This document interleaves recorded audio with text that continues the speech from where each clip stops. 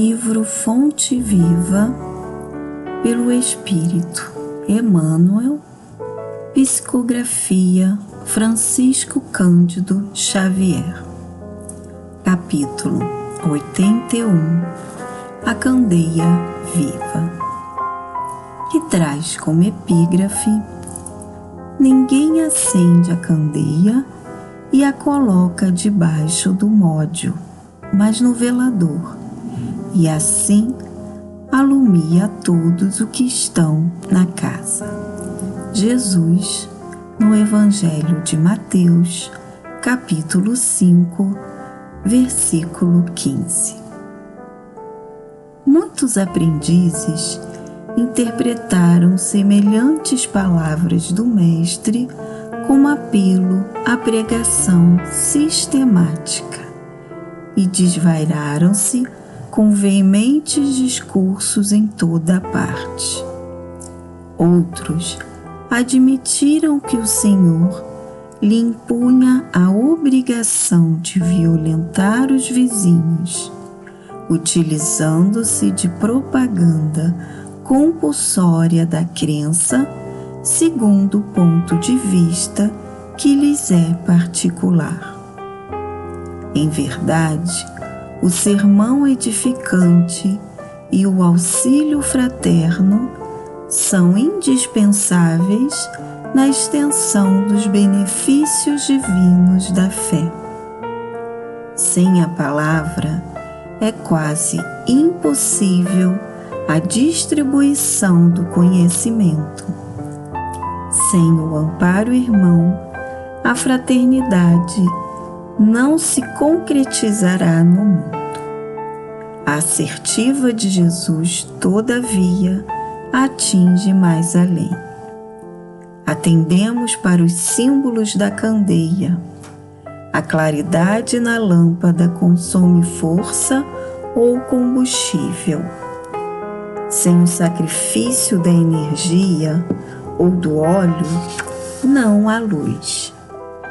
Para nós, aqui, o material de manutenção é a possibilidade, o recurso, a vida.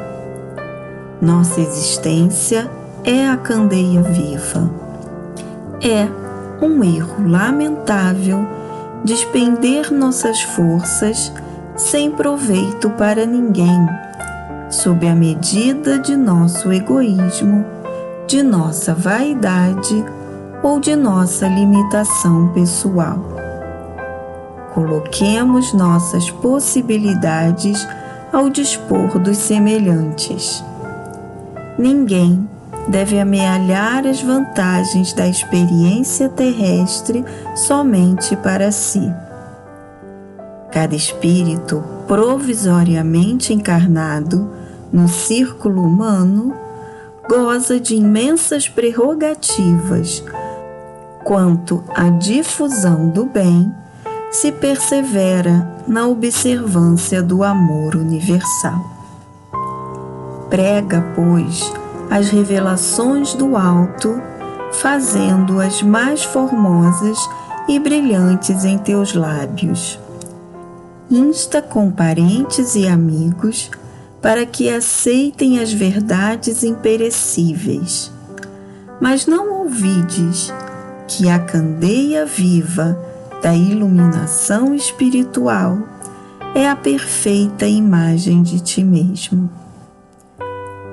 Transforma as tuas energias em bondade e compreensão redentoras para toda a gente, gastando, para isso, o óleo de tua boa vontade, na renúncia e no sacrifício, e a tua vida em Cristo passará realmente a brilhar.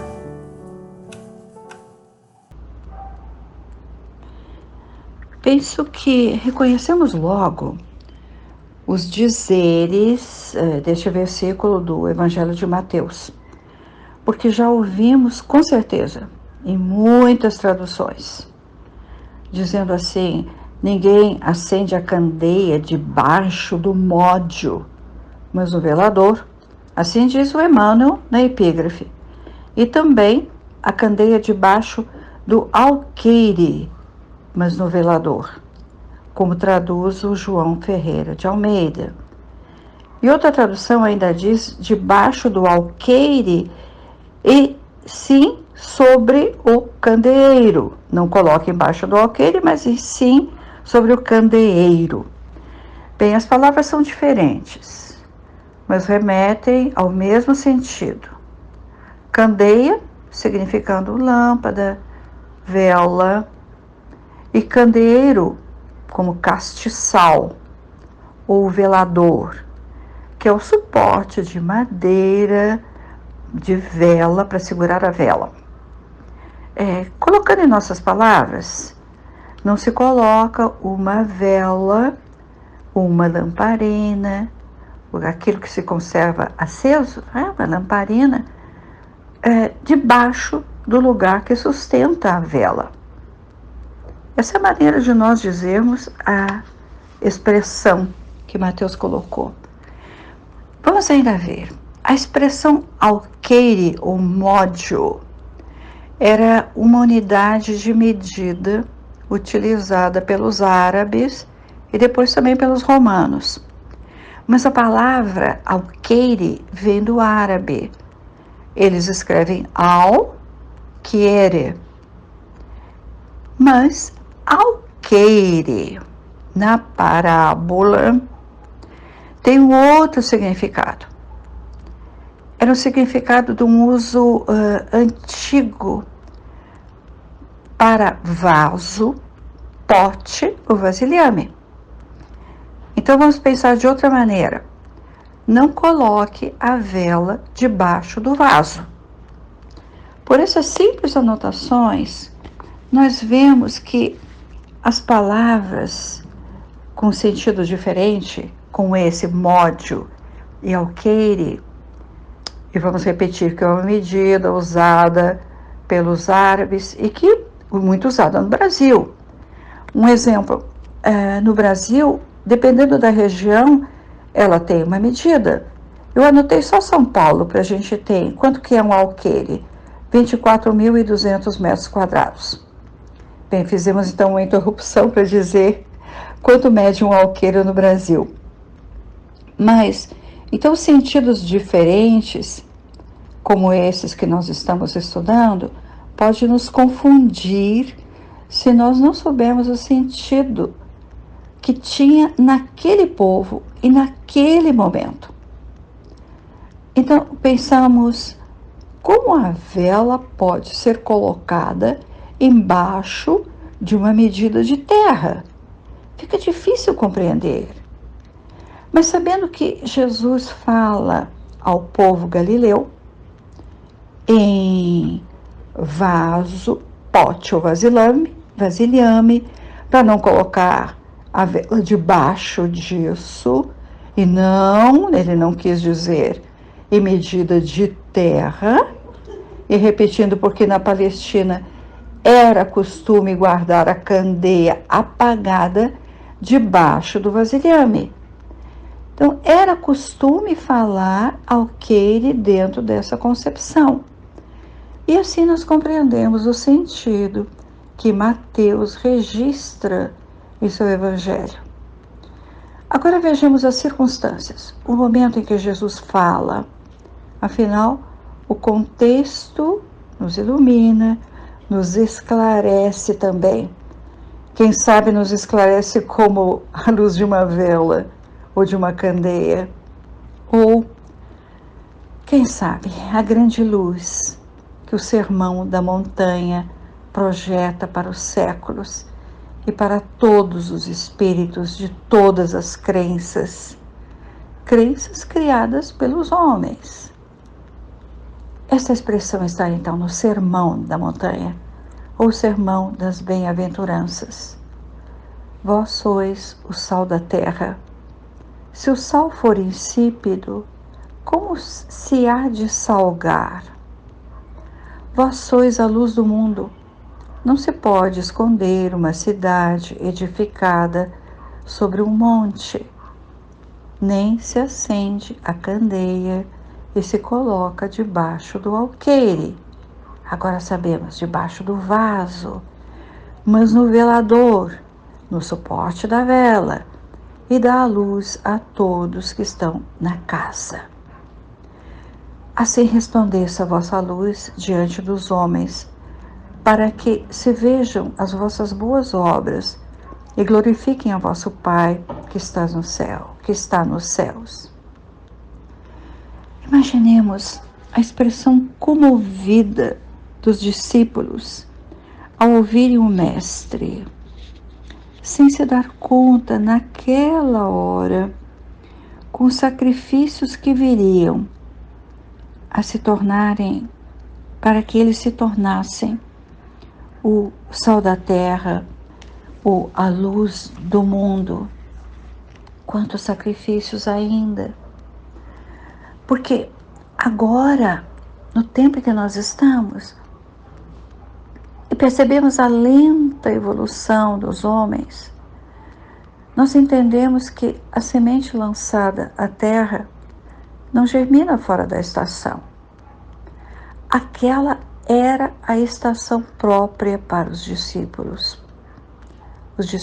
próximos, como também para outros que o ouviam no Sermão da Montanha.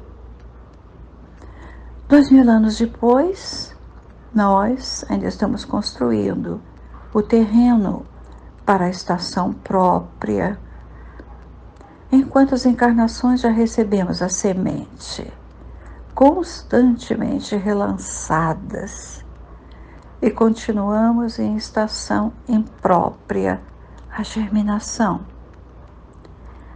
Além de empregar palavras conhecidas do povo e comparações com os costumes da gente simples, como guardar a candeia apagada debaixo do vasilhame, Jesus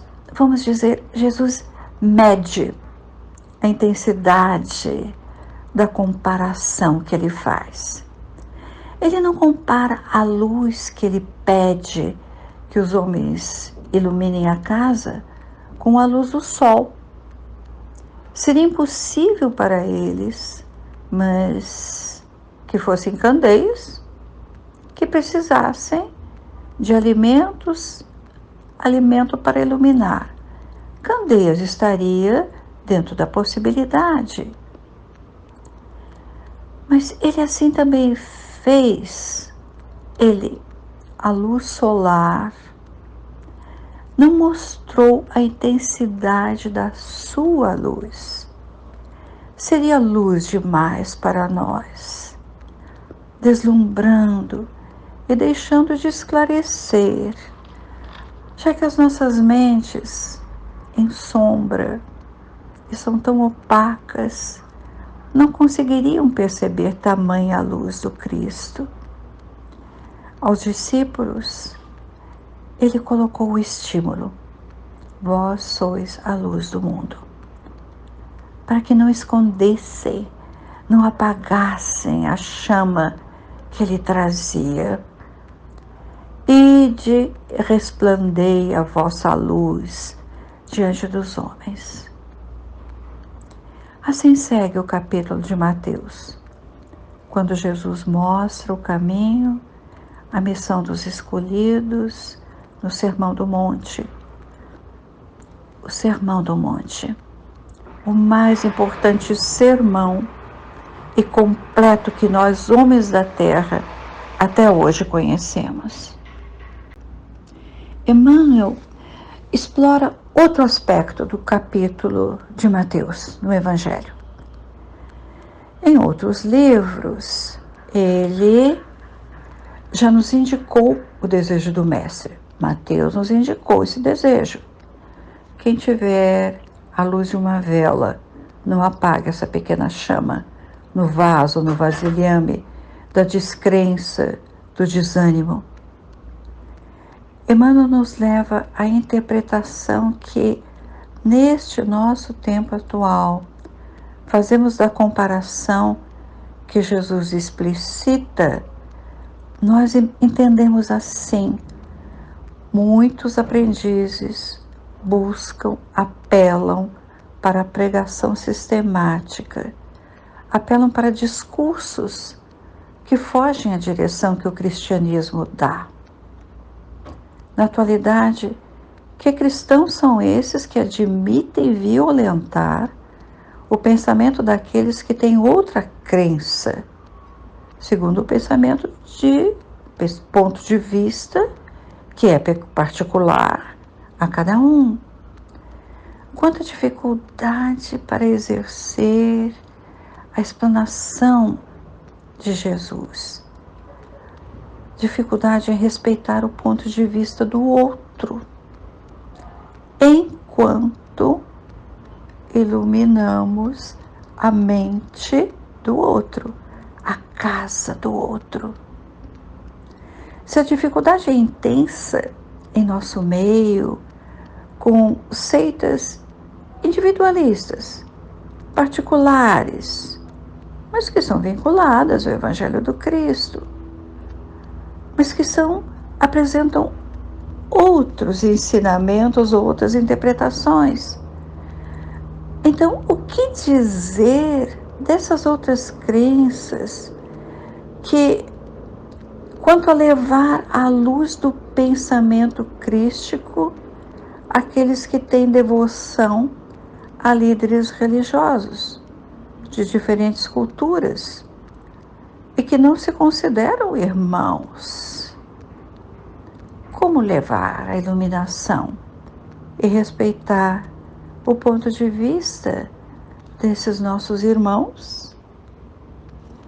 Emmanuel, mais adiante, chama nossa atenção para o símbolo da candeia, já que a claridade da lâmpada consome força ou combustível, energia ou óleo. O nosso óleo ou energia, nosso material de manutenção, é a vida. Assim define Emmanuel. Por isso, ele dá o título de Candeia Viva ao texto que lemos. O nosso viver, nossa existência é a candeia viva. Sem expandir a luz da candeia acesa aos semelhantes, é desperdício de forças, não há proveito para ninguém. Assemelha-se, assim, a juntar as vantagens da experiência terrestre somente para si, evidenciando o egoísmo, a vaidade, nossa limitação pessoal. Tão comum essa limitação pessoal. E no exemplo comum de vida caseira, acender a vela, o candeeiro, Jesus falou e nos fala do amor universal, na difusão do bem. E Emmanuel escreve que nossos lábios podem trazer revelações do alto para parentes e amigos, mas para que aceitem as verdades imperecíveis, que não esqueçamos que a candeia viva da iluminação é uma perfeita imagem nossa. O que representamos para o outro? Palavras que soam ou realmente iluminem com a nossa postura? E nossa candeia só passará realmente a brilhar quando utilizar o óleo da boa vontade, a disposição do bem de todos, em bondade e compreensão redentora para toda a gente.